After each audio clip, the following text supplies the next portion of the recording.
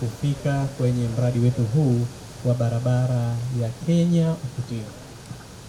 Ndugu wananchi, maelezo mazuri ya kitaalamu yameshatolewa na wataalamu wetu. Mshauri elekezi amesema matarajio ya kukamilika barabara hii.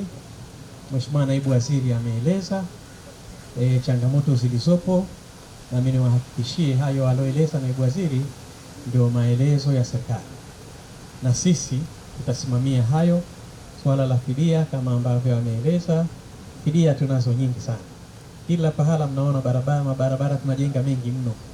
Tutajitahidi tuhakikishe kwamba tunazilipa fidia hizo, na kila mwananchi ambaye amehusika na hili apate haki yake kwa mujibu wa utaratibu. Niombe wananchi wenzangu wa Kenya wa barabara hii ambayo inaitwa jina la Kenya Ukutini, tuwe wavumilivu.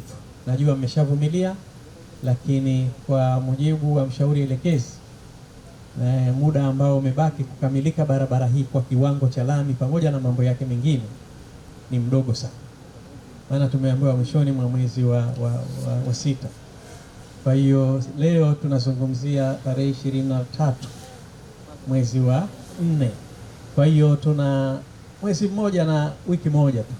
Inshallah tuombeni Mwenyezi Mungu mambo yaende hivi na hii athari mvua zisiendelee sana, ili zikaleta athari.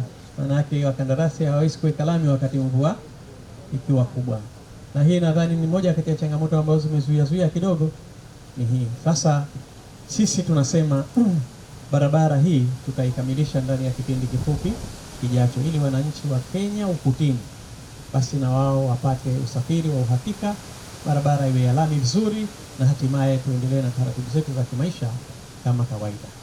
Niwashukuru sana wananchi wa maeneo haya kwa uvumilivu wenu.